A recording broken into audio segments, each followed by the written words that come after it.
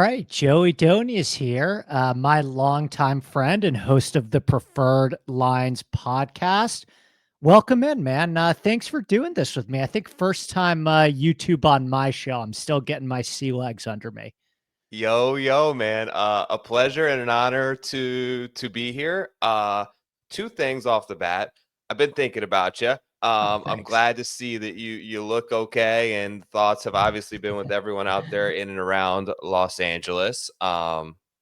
Thinking about you there, and then also congratulations. Like, this is amazing what you've done, and what I didn't really know was going on, but like over the last 2 weeks, I've kind of seen unfold is nothing short of impressive. And flowers to you, my man. Happy to be here. If it makes you feel better, I still don't know what's going on. It's been a bit of a journey on both accounts, I should say. More of a fun journey on the second account than the first account. But yeah, it's been a hectic week. It's been a hectic 2 weeks. It's been a hectic couple of months. And I know you stay grinding. I noticed that you joined us over at BetSperts, which was a nice little pleasant surprise to start the year. I did a whole BetSperts thing on my last pod, but how great is their stuff, man? I mean, just a total game changer, in my opinion. It's the best. And is I think you're very much like me, and like very protective of what I say on the podcast in Yeah. terms of like promoting brands. Like, I don't have an agent who's going to get me a deal for such and such a company that I'm just going to tell people to use my promo code for. So I was able to really finally have some off-season time to get familiar with it, to utilize it, which I wanted to make sure more than anything that I was comfortable with it, and that I thought it was useful to my audience. And you've brought so many people over as well, but it's a bit of a game changer, and so I'm happy to sort of be a part of that group. We're happy to have you aboard, man. And I think the best is yet to come in terms of the data side of things. We're kind of just getting started over there. And I know you've been in tune with a lot of the changes that we have going on. So we can talk about BetSperts another time. I'm dying to talk to you about the TGL, man. And you were on the front lines, right? I guess I kind of want to start big picture with you here. How did you, because we knew for a long time that this was going to be in the Palm Beach area. You're a South Florida guy. I've played some golf with you down there. How did you get involved with going there and checking it out? Because I know you got the full media treatment. You were credentialed. And I'm sure you're probably thinking about hopefully being able to have that experience ever since it got announced that it was going to be local to you in South Florida. So kind of talk me through big picture, the initial steps of like, how did you get connected with those people? What was your experience getting to see it maybe in a way that some of us didn't get to view it on television?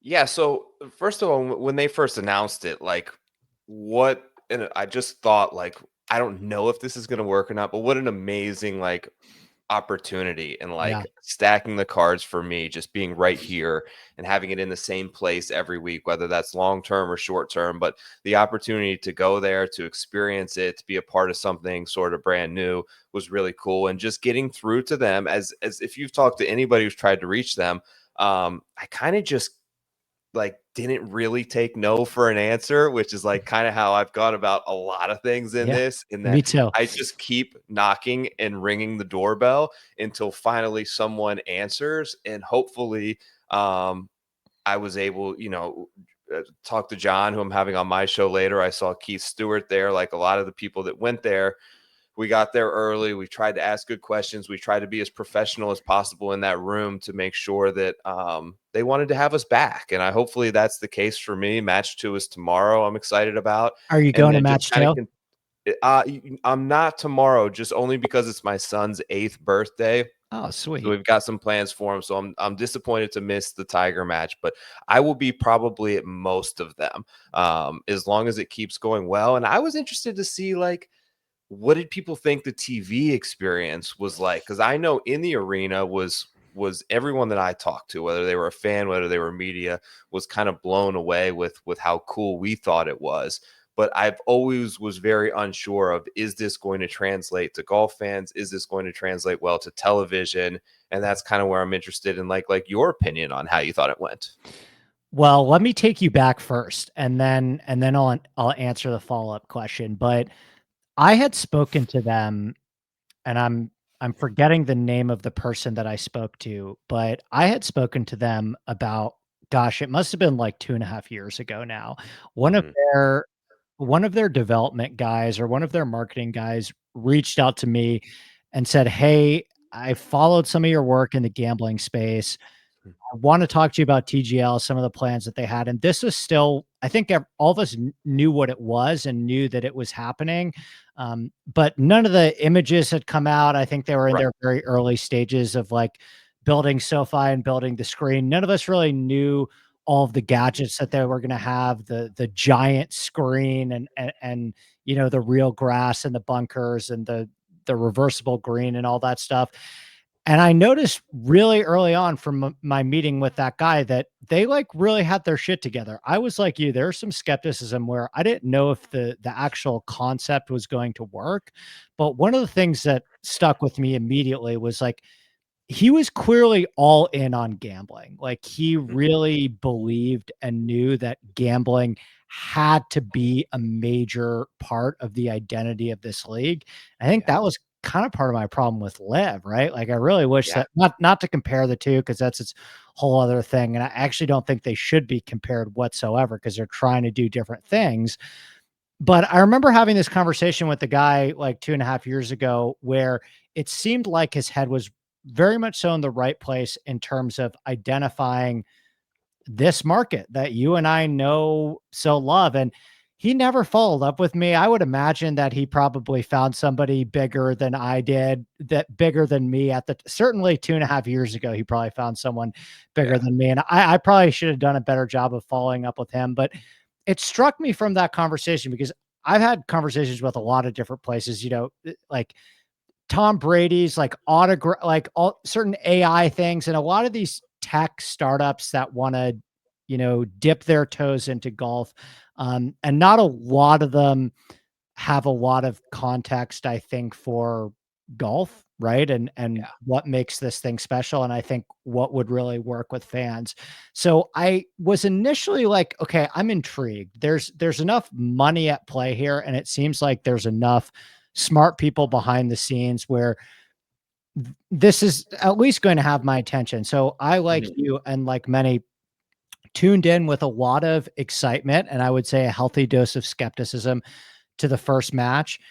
And I would say that the experience was unique. What I thought was interesting about it, watching on television, it was a really, really phenomenal Twitter night. Okay. And I hope that you got to catch some of the jokes and what the experience was like online.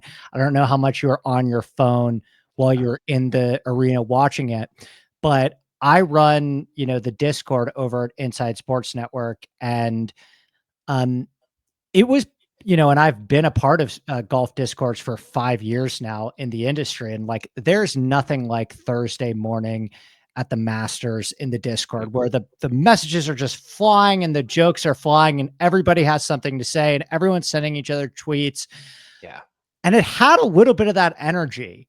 Actually, a lot of that energy, to be fair. Like it was some of the hardest I've laughed as a golf fan in a really, really long time. Now, I don't know if that's translatable to its staying power, but what it did seem to find was, and I don't really know if it was us laughing with them or at them. That's still something I'm trying to parse through. Yeah. But I will say that my biggest takeaway is it captured something unique um, that I don't really get often when I watch golf. Like I was trying to write an article while I was doing that, which is a very common thing for me. Like I'm always Mhm. writing, I'm always taking notes, and I often have sports on in the background while I'm multitasking.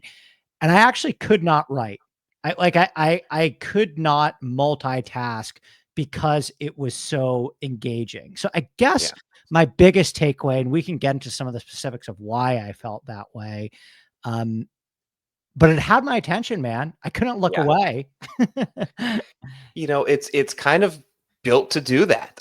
It's built, in my opinion, for and not so much who wins and loses or like what the purse is. Like that's kind of what the beauty of it is. Is like for the first time in a long time, we all watched golf and no one had any idea what they're making, what they're Yeah. playing for. Are they on 3-year contracts? Do they own part of the team? Do they get appearance fees? Did New York Golf Club get nothing and the Bay got 500,000 for winning? There was none of that talk. It was just watching it. And it's really just built for those 10-second social media clicks, which is kind of the world that we're in now. And, Matt Barry screaming, "Hey, Berg," as he makes a putt, and little mic'd up moments, and to sort of just capture almost like memes throughout the broadcast. And I think that, I think there was some, I think the broadcast, from my understanding, there were some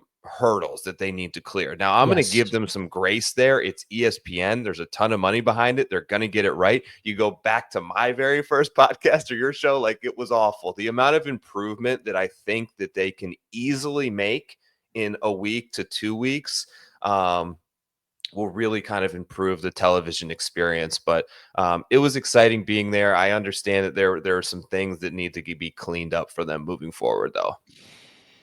Yeah, in terms of the actual golf shots, which I still am trying to figure out how relevant that is at the end of the day, Yeah. but I didn't find that to be a major part of my experience. Like I found myself actually checking out a little bit from what was happening with the golf ball and more so trying to think of the next great joke or um watching the players interact with each other outside of the actual golf shots. And if you told me that would be my experience before TGL started, I would have told you, that kind of sounds like a failure because one of the points that my friend Joseph Lamagna has brought up about the TGL is that for the TGL to work, the actual, and I thought this was a really astute point, although I don't know if it was my actual experience when the TGL happened, but if you think about why the NFL is so engaging is that the actual gameplay is really good. Like what you're watching on the television screen is generally like really competitive and very fast paced and works in a way that it's kind of nonstop action. And then it gives you an opportunity to catch your breath, right? Like when there's a timeout and on commercial, and it actually doesn't feel like the rhythm of the sport doesn't feel um it has a different energy than golf, right? Because golf is really slow. And then so when you put a bunch of commercials on top of that, it feels like you almost lose your way as opposed to being able to take your breath. And I think what kind of worked about TGL is it felt more like the rhythm of an actual sports game than the rhythm of a golf tournament, right? Yeah. But and maybe it was because the first match is competitive, but I did find myself getting a little bit lost in what was actually happening. Did you find yourself being able to keep score? Were every single shot that was hit, like, did you feel like you were able to follow the actual golf shots? And how would you grade the actual competition aspect of it too? Because I found myself getting a little bit lost in the golf shots and the competition and being more engrossed with the overall spectacle, if that makes sense. Totally. Yeah. And it was two very different experiences. I would say, so there was a portion of it, there was like a media section basically right beside where the players teed off. There was a lot of people there. We couldn't all go there at once. So we were kind of on like a rotation basically.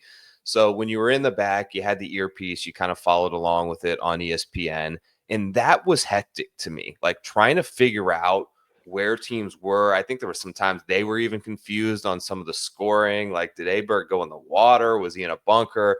But being there, it's a little bit easier to follow because all of the outside noise, all of the Marty Smith interviews, all of the Tiger cutaways, all of the Scott Van Pelt insert pieces are not there. So it's easier to follow. Now, either way, the pace is super quick, which I think helps. I was gonna And then, say, like, where are you at on that? Because I know as golf fans, we would never complain for things to be slower, but I was alarmed at how fast it was going. yeah, they were moving very quick, and I don't know if it was intentional. Part of me wondered if there was like an earpiece with them, like, hey, we got to get this done by the like certain time markers or checkpoints that they had to hit. But when I actually went to the exhibition match on Friday, so it was like closed doors, you weren't supposed to take phones in, basically a dress rehearsal, right? Yeah. And that moved a lot slower. At that point, it was like every shot was down under 10 seconds. And they've got this feature like when it gets to, I think, 15 seconds, this like boom, boom, boom, boom, this like loud, like bass heavy heartbeat comes over the whole place. And it's like meant to sort of induce anxiety, which it certainly would for me. So, like, if you're standing over a putt and it gets louder, the faster the shot clock goes down. They never really got to that point. And it wasn't a great um competitive experience because the matchup was such a Yeah. blowout. And that was Yeah. just, I think, a unfortunate circumstance for them. I know they played the night before, and I think New York was up 6-0 at one point the night before. And then that ended up getting really close, I guess, and down to the last hole. But I think it shows you that from two angles, like betting can be very random, especially to begin this. I don't know that there's really much of an edge to be had. I wanna And talk two, about that with you. there Yeah. are some questions that I still have about the tech. And I think that if the gambling, if you're really going to embrace that, you have to get that right. So the hitting into the screen part, I think the players question some of those shots. Now, maybe they just hit a bad shot, but they're like, I don't, they didn't really want to say it, but you could tell there were question marks on, I hit that further than that, or I caught that really well and it gave me, it only went 280, or I didn't wipe it that far to the right. So I think there were questions about the tech, which if you've ever played in a simulator, we've all had that moment where if one of them pops off and you're like, there's no way that was my shot. Right. Um, so I think that they really have to kind of clean that part of it up. But the action into the screen at some point gets a little bit stale in person because Yeah. the screen's massive, and at some point it just, you're over it. The fun part is when they turn around and hit into the green, and that's where you kind of get the excitement, and that's where you get the sort of realism that I think they want to convey.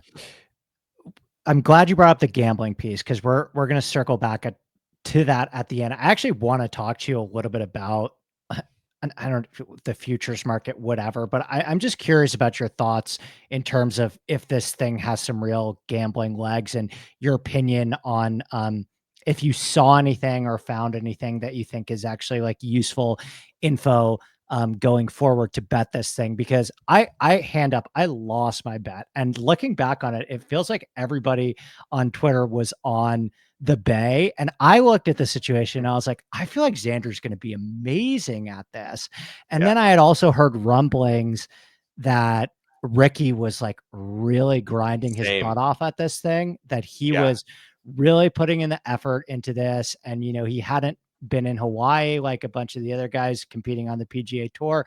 And it just seemed like the very token thing for Ricky to randomly be good at. And from the immediate second, we've all had those bets before where you just know it's over the second one shot gets hit. I was like, oh my goodness, I'm so dead.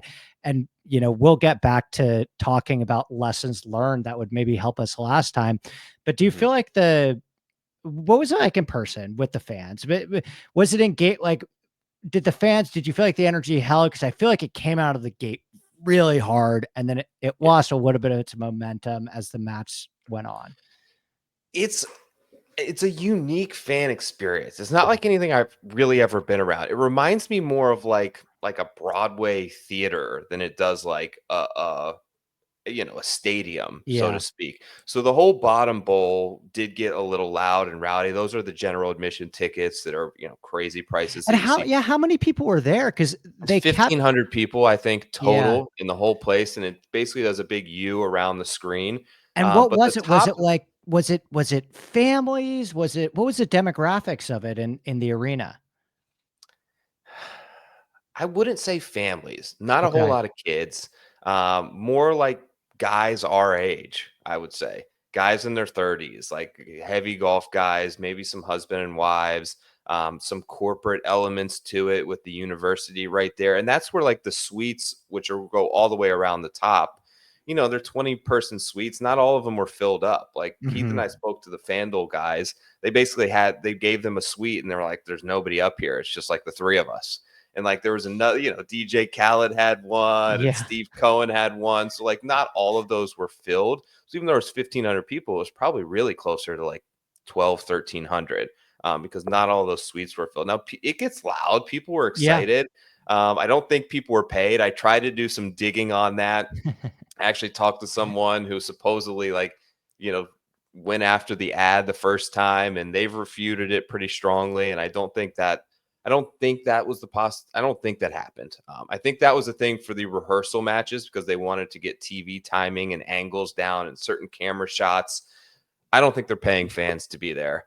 But yeah, Well, did you it see was. the ticket prices? I mean, Oh I yeah, saw this on weekend's they're going for $900. gosh, and do you think they're gonna sell? I mean, do you They're already sold. So it's oh already my sold out. goodness. That's secondary market. That's StubHub's secondary market. Yeah. $900, Joe? Yeah, yeah, it's a Oh lot. my goodness. And it But was one of the actually things I did wanna say is, like, the reaction that I felt in talking to people, like, at my club, I went and talked to some guys a little older than me, and they were like, it was not for me," right? yeah. They're in their 45, 50-year-old, they're not huge golf fans, they're like, "That was stupid."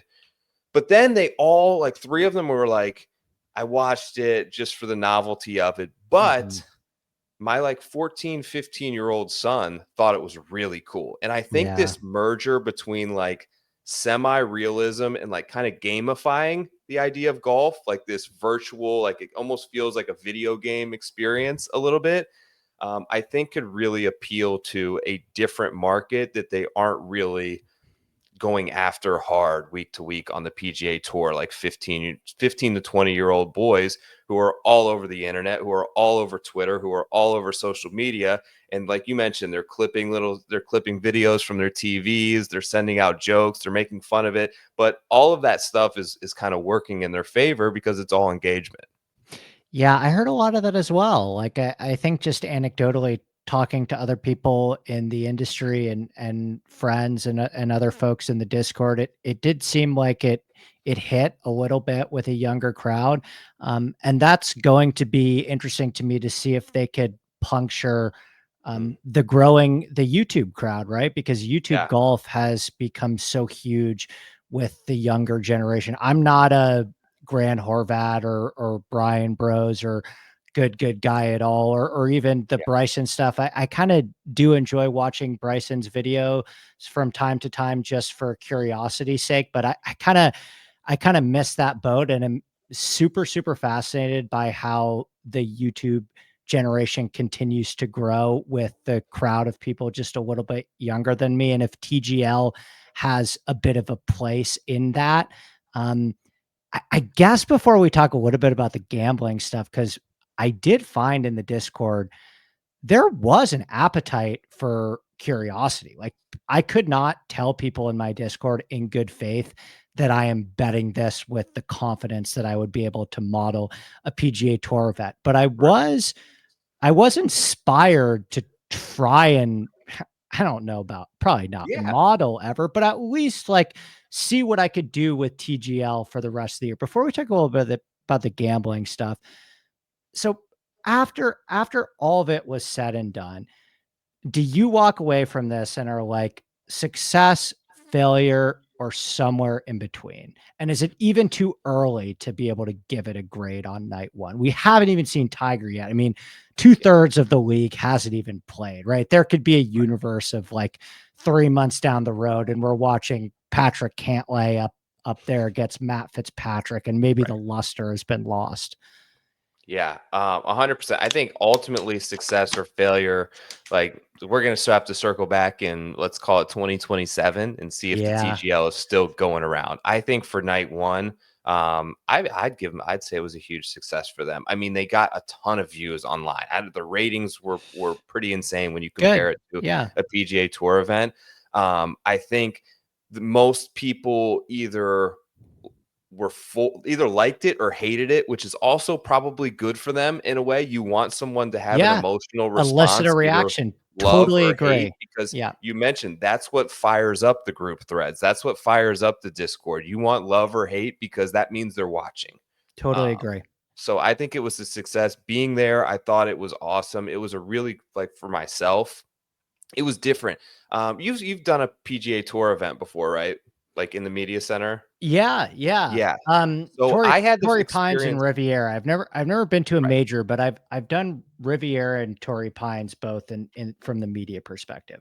Yeah. So my experience in doing like the Honda and the players, it wasn't the most like welcoming, like we're Yeah, so I could happy see to that. have you here. It was like a little bit awkward when I went in there and like I had to really sell myself. Like, and then it always kind of felt like this is the gambling guy, like let's stick him in the corner, and like we want to stick with old media, right? Old golf media. We don't really know what to do with him. He really wants to be here, let's let him be here. This was very different. They were extremely welcoming, they were awesome to deal with. They immediately, like all four people, were asking me questions. What do you need? How do we make this successful? Good. How do we make people bet this? What can we get you data? Can we get you a data feed that will help you? Anything like we want this. We want you here. So that feeling for me, just in comparison to what I felt at those other events, felt a lot more like at home. I felt a lot more like they wanted me there covering their game, which was good. So that for me, like, made the whole experience felt much more positive and successful. Good. And that kind of falls in line with the anecdote that I shared with you to open is that for some reason or another, they found me 2.5 years ago and were thinking about gambling. So Yeah, I love to hear that. It seems like there's some follow through in that. for sure. Do you have any tips to improve my 0-1 lifetime TGL record? Like, I did really you? think we were on. I was So gonna say, like, did you after watching the match, did you walk away from it like, "Okay, now that I saw this in action, that's going to make me think of this team differently." yeah, I think in terms of finding an edge for betting, I've still got a lot of like work to do there in Me terms of too. figuring it out, maybe getting some data that could or could not give you an edge, starting to figure out which players are best suited for which holes.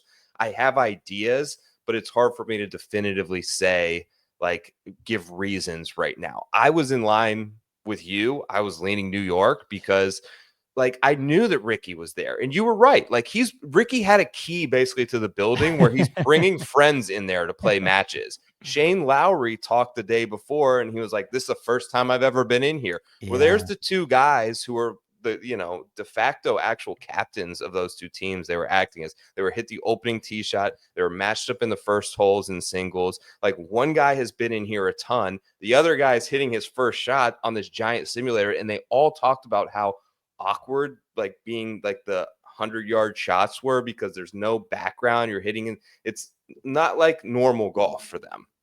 So I thought the experience would pay. And then New York having the best player in the entire TGL, I thought was Yeah. also a good sign. But you get with Wyndham Clark's hitting wedges to 4 feet, and then you got Ludwig who's doing everything and just the star of the night. They were really up against it. So I haven't found an edge yet for gambling. I'm gonna keep looking for something, and if I find something, I'll definitely let you know. I think if I have one observation, distance, right? It feels like Yeah, that's a fairly safe bottom line, and this is right. something I was listening to Max Homa talk on the No Laying Up podcast in their little recap show, and Homa was talking about how there's a huge advantage to being able to hit the hero shot, right? And I think that one of the things I thought that was interesting that Homa said is that you kinda get baited into hitting the hero shot because you don't wanna be that guy, but then if you don't have the distance to pull it off, then your team's screwed, but he still knew that he was gonna try it. And Right, I found that kinda interesting is that, God, nobody wants to be that guy that goes up there and hits the 4 iron, right? right. And so I think just at a very elementary level, I'm gonna be looking at carry distance, and I think Yep. that worries me. And I'm gonna slam LA. Um, Gosh, and if Jupiter goes out and kicks their It's a butts big tomorrow, price, man. it is. So I 70 think, cents? yeah, and I will say under minus 200, I still feel like it's the move, but I'm willing to hear pushback if you're a Jupiter guy. But the way that I look at it is just like, okay, two of their three guys in Kisner and Tiger Woods are not even really professional golfers at this point. This is like their second or third. This is their Probably the 2 second or shortest third game. guys in the entire league. Yeah, and Kisner, I think, is at a real distance disadvantage. And even the way that Homo was talking about it didn't seem like there was a lot of team cohesiveness or practice or study of the strategy or real captaining going on, because there is some strategy to it, right? And I Totally. and Their and I strategy with the hammer, and it really didn't yes, come into play in and it this seemed match. like they didn't totally understand how to use it. No, I think they did in the Bay. I actually asked them about it in the post game. I'm like, "Who's in charge of the hammer for your team?" And they were like, they all pointed to Wyndham, and they're like, "Wyndham understands it." And like when they got up a certain amount, they're like, "We just hold it," because they had Yeah, such a big lead. sure. They're like, "Oh, you can't give it back to them, and if they don't have it, they can't double or triple any holes." But that's the only thing where like I think can really sway matches, that is like the unknown variable. Like, and you can play it at any time if you have it. So the ability for Jupiter, in a sense, if they've got a putt for 15 feet and, LA's in the bunker, they can play that sort of strategically double, and you can be played back to triple. So it can make holes worth a lot more. The first match that I saw, 6 of the first 8 holes were tied, and all of a sudden a triple hammer was Yeah. played, and this team's got 3 points, right? And they're up 4-1 all of a sudden when it was 1-1. So if you can use it effectively, it's a huge advantage. If you don't use it correctly, you're killing your team. Yeah, and I still feel like, to be honest with you, I need to do a little bit more educating of myself Oh, man. on the scoring and the rules of everything, because I think I'm still a little unclear on the optimal strategy of the hammer. But yeah, I think tomorrow the way that I view it is, and I gotta say, for what it's worth, I actually am excited to bet this thing, and I don't really know what that actually says about the product or its staying power or anything. Right. Um, but I'm pretty fired up to watch this as a group, right? And I believe in that being powerful, right? One of the reasons, one of the foundational ethoses of why I started my community is that at the end of the day, I think everybody just wants to be a part of like a really awesome group chat, right? And if you guys are winning bets in that group chat, then hey, that's even better. But there's nothing better than a group chat that is just humming, whether it's, the night before an awesome golf trip or when everybody's watching the sports game at the same time and you all have money on the same team and something crazy happens. I think that, what that means long term, I have no idea, but I do think that TGL has at least been able to tap into the fact that this is kind of fun to that's good business for me. That's good Yeah. business for you. We're supposed to schedule a show on our network, for Tuesday nights on TGL. I said, no, never again. We're not going head to head with that. Like the Discord wants to watch TGL. We'll schedule it around TGL. So yeah, Yeah. I I'm riding with LA. They got the weight of the city on their back. Yeah. Um, they've got a lot to play for. But is there a case for Jupiter, or you think we lay the juice I just think with LA? the case is the unknown in this being sim golf and maybe some inaccuracies. And the green is like so insane, like the plateau on it, where we saw Ludwig go up it, but it can really impact. Like we saw people have to chip off the green. If you're on the wrong side of that plateau, it's almost impossible to hit your putt close, which we saw bite New York in the butt a number of times where they tried to get it and it just ran it way by. So there's so many variables in play that I think that's the only case for them. But you're right. Like as people who, we work our butts off, right, to try to create actionable betting and DFS content and have an edge and have an angle. I don't think this is that yet. This is Yeah.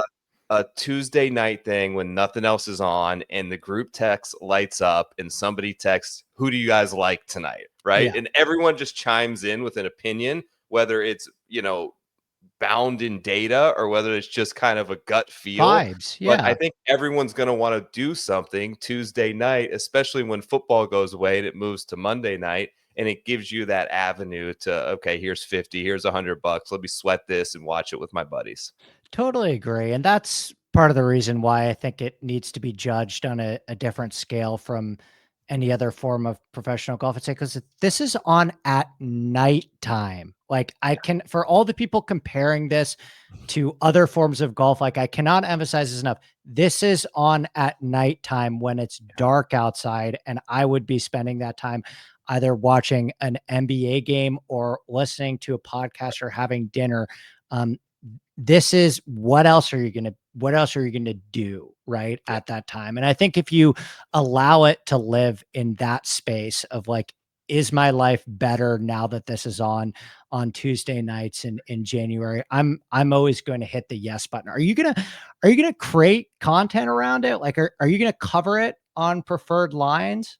Yeah, so I haven't really figured out what that looks like yet. Like I even talked to the guys at Rotoballer about it. Like, 'Cause am I did gonna they give write you a mission? Like, when you went to cover it, did you go to just check it out, or were you tasked with writing something about it or giving pics or they really didn't know what it was, and I don't think yeah, I did either before I went. And it was just like, we want a seat at the table, we want to be in the room, we want you to create social content around that night. I think moving forward, I have to have a discussion of what does that look like. Do we want a pre-tournament betting article where I yeah. can, because they release the holes, you have the lineups, like there's some stuff in angles that you can do there. Once we start to get some data and some players who have done some matches, there could be stuff there to at least talk about. I don't know if they want like a takeaways piece, a pros and cons piece at the end of it. To answer your question, I don't really have that firmed up yet. It's still kind of all so new and a work in progress, and it's just kind of exciting to be around it because like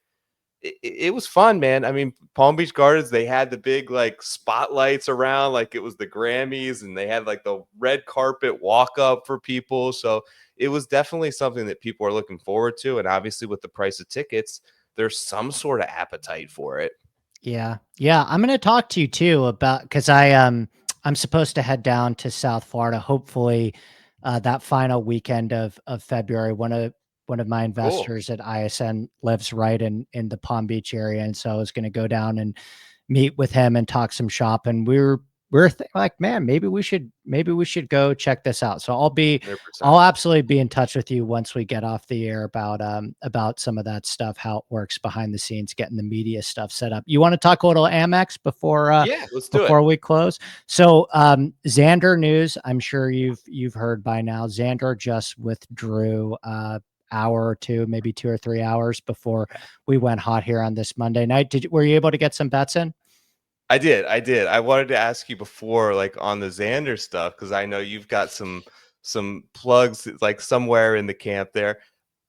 Do you think this has anything to do with Are we going to see? I wanted to ask this, Andy, but I was Mhm. afraid to be the first. I'm not going to lie. I was a little nervous in there. I didn't want to be the guy that asked this Totally. because all the questions were just total softballs. I was like, I don't want to be night one, ask a hard hitter. And these guys are like, who is he? But I want to ask them like, could this potentially impact your PGA Tour schedule? It sounds crazy, like, but do you think guys, not necessarily that we're going to see withdrawals because of it, because I don't think that has anything to do with TGL, but do you see guys manipulating what events they play and don't play based on if they have to be in Palm Beach on Monday night? I don't think it sounds crazy at all. I'm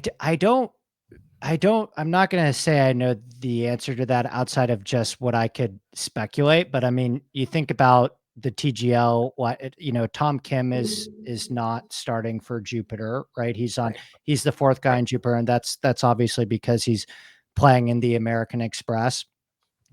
Yeah. One of my big takeaways is that I think the players really love it and are Oh, they really, did, dude. really taking it seriously. And I don't even ask it. This is probably a good thing because it doesn't seem like part of the story with TGL. But is this like are they getting paid a lot for this? And when I say a lot, like is there a conceivable scenario that like someone like Lucas Glover, if they have like an average season on the PGA Tour, is there a chance, but Atlanta Drive wins the championship? Is there Yeah. a chance that you could make comparable money in the TGL that you would be as a professional, or do I just have those numbers completely off? I don't know. There's Yeah, me so neither. much at stake and so much money behind this league. It would not shock me. Anything you could say, like they're making, you could tell me they're making 5 million a player for the first season. I wouldn't be all that shocked. Like I don't know what it is. I don't know if they have ownership stake in the team or they're given some sort of portion of the league revenue or what it is. Xander was kind of asked about it, and he was like, basically didn't really answer. He was like, when Tiger calls and asks you to be a part of something, you say yes. Sure. But none of the financials have been disclosed if they're playing for any money or not. It's one of the things, again, that I would like to get to the point where I can build up enough clout and confidence to like ask some of those questions to these guys and kind of figure that out because I'm interested to know. I'm interested too, and I'm also okay with it not mattering for once in Yeah, golf, right? right. Isn't it so great that we both don't know the answer to it, and it doesn't seem to be at all part of the storyline and what makes TGL what it is. Okay, so back to the Amex, no Xander. If you Yep. made some bets, then you got some nice CLV, which is half the battle, as we like to joke about. I would say I have about a 75% betting card done. So I've made 3 wagers with pre-tournament Xander numbers, and then I have room to add, I would say, one more guy anywhere north of 30, really. So, you start us off here. Where are you thinking at the top? I went Justin Thomas. Nice. I took the 15-1. I actually threw a boost in there that I had, but that was just pre Xander withdrawal.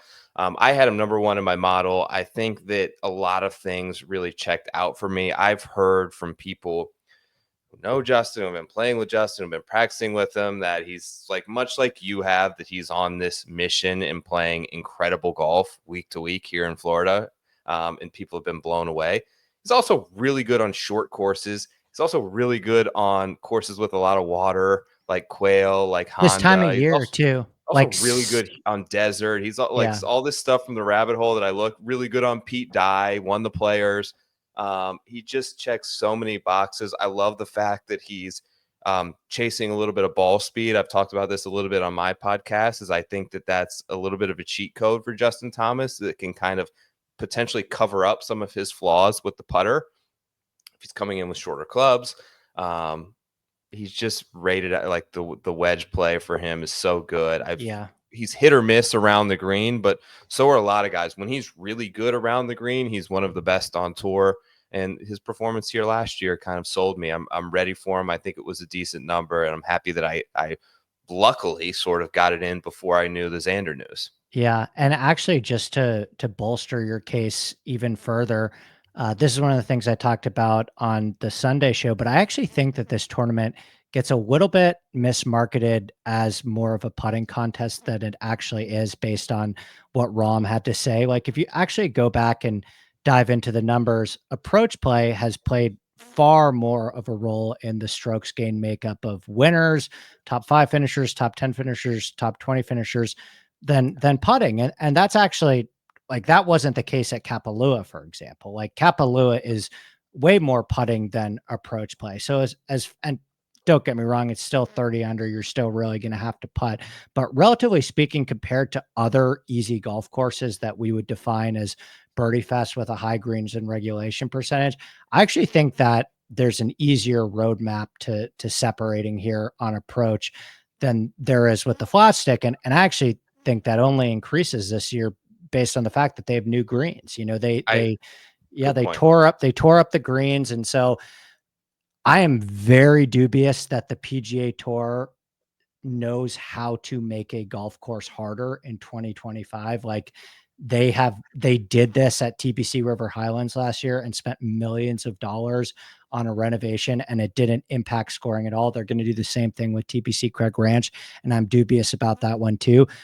But at minimum, and you probably remember this from watching Colonial last year, new greens are just firmer. They just are. Yes. It takes time for the soil to settle, and without the sand that builds up over time and the millions of footsteps and the millions of golf balls, they're just harder. Um, and Mhm. so I think that you're going to see a little bit lower of a greens and regulation percentage this year, and that's going to play more so in the hands of elite iron players. With all that being said, I went with Burns, Okay. and I'm not really a huge Burns guy typically, but clearly he's playing some great golf. I love the way that he kicked off his season at the Century. And to be honest with you, I trust the putter. I love the way he's driving the ball. I think iron play is probably the biggest negative because it's still not quite where I want it to be. Although he does raise his baseline pretty significantly on golf courses where he has a wedge in his hands Yeah. often. But I saw the 20-1 and was happy to run to the hills with that. I mean, I love Sung Jae's course fit too, but 14-1, it kind of, I kind of felt like I had the same situation with Connors and Henley last week where I thought they were pretty equal statistically, and Connors was 14 and Henley was 22. And so I just ended up going with the better number. And maybe that's what happens to me this week with Burns and Sungjae. It's like, I don't know what's going on with the Sungjae thing. Cause last week it was like, gosh, the books really don't want you to bet Connors. And then, that didn't end up working out Right. quite like I think a lot of us had expected. Yeah, Sung Jae is an interesting one. I had him, I think, number 2 in my rankings. It's just, um, I think that he probably is. I think he's a much more reliable DFS play, depending on your Yeah. contest selection and depending on what ownership ends up panning out like. I think in terms of outright betting, I think Sam Burns makes more of the sense to me. I think when he gets it right, he's more likely to win. And I had him here last year at a decent price and went through the heartbreak on the Island Green. But Yeah. another guy who was right there and playing good golf at the moment. His wedge play is very underrated too. Like you said, Yeah. he's not a great iron player, but he's pretty sharp inside of 150 yards. Okay, so you have another pod after this. So kind of talk me through who else do we need to mention here in our final 5 minutes? I got one or two more guys that I want to throw out for you. All right, I'll give you a mid and a long shot. Okay, I did perfect. take Zalatoris was the first bet I took. I talked to Ryan this morning about it. I always like to text Ryan as soon as the odds come up because I know he's like on it at like Oh 6 yeah. a.m. And I'm like, how do we feel about Zalatoris? He's like, already bet him. I'm like, okay, I'm in. Um, it's hard to pull a whole lot of statistical analysis from him because he's had so many inconsistencies there. But I believe in his strength as a ball striker. I believe that Yeah. he's hopefully going to return to form. He kind of thrives on courses that are pretty demanding, tee to green. And he's played decent, like almost first round leader at the Century. A couple of good performances at the BMW and St. Jude to wrap up the year. No, he's been working hard, decent course history as well. And then, like a long shot that I have this week, I kind of like Matt Kuchar, Yeah. 150-1. I don't So mind him either. I was looking Kuchar at him. slays Pete Dye. Yeah. Heritage players. Honda has some tendencies to this place. I think with the water and play. He also like Kuchar was really good at match play in Austin. I think that was a Pete Dye course. TPC Twin Cities, he almost won there. That has a ton of water. He's just super reliable off the tee, and what he lacks in distance, I think that he could make up for here and just essentially not missing fairways. He's one of like the best bunker players, I think, of this generation out of the Yeah. sand. He's really always been really good out of the sand. And he's popping on approach too. So he's coming off a 21st last week at the Sony, where he sort of lingered there for a little bit. Was a big number on Cooch. I'm going to kind of take my chances and roll the dice. They're probably a top 20 for me also. Yeah, I was looking at him in DFS at the very least as well. I don't think you're crazy there by any means. I kind of panic bet Wyndham Clark 35-1. I Thought just hard about it. Yeah, I just started to, the Xander withdraw kind of happened so fast, and I had only bet Burns and one other guy, and I was starting to look at the names and the other names that were Mhm. surrounding him. And I'm a big Kitayama guy. I was on him last week, and there are some names in the 30s and the 40s, but I just think, and I like the course fit. I bet Wyndham at this event. Last year it didn't come through, and then I stuck around for one more week and got the Pebble win. Nice. I like him on, wedge fests where, you still have to make a million putts. I like him on the West Coast. I like him when he can kind of swing for the fences, and not have to worry about a golf course with a super high missed fairway penalty and kind of let that putter do the talking. So I was happy with Wyndham at 55-1. And then Eric Cole, Okay.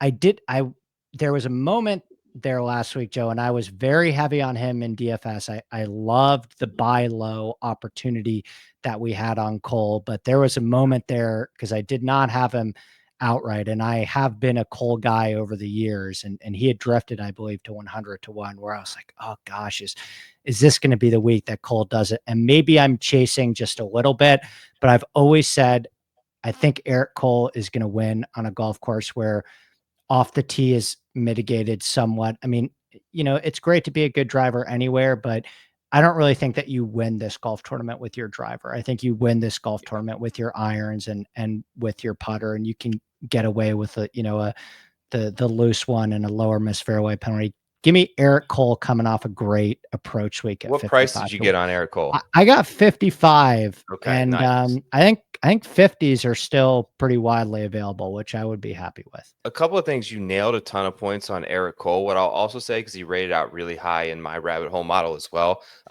really good out of the sand Yeah. saves. I have him fourth, and despite not being long, like you mentioned, and being a little at times erratic with both the driver and the long irons, he's awesome on par fives. Third in the field in Yes. par five birdie or better percentage, which is a key on all these courses, which are short. Like if you can unlock those par fives and just tap in birdies and sprinkle in an eagle or two there, it goes a long way to your final score when you probably got to get to 25 under.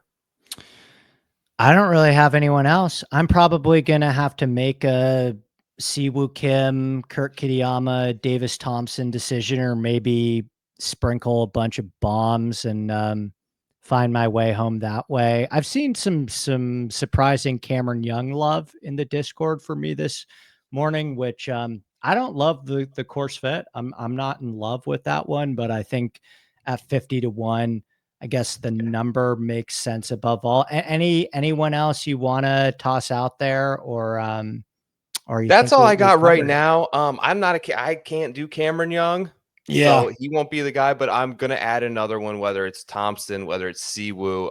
Thinking pretty hard on potentially Brian Harmon as Yeah. well after a decent week at the Sony. So even though the winners have not historically come from this range of like 40-1, I think that's probably where I'm going to have most of my action on my card, because I've got JT, I've got a long shot, and then I'm going to just stack a couple in the 40s. Although we've seen it either has come from the top or like a very hardy long shot here in the past. I like those guys in that range this week.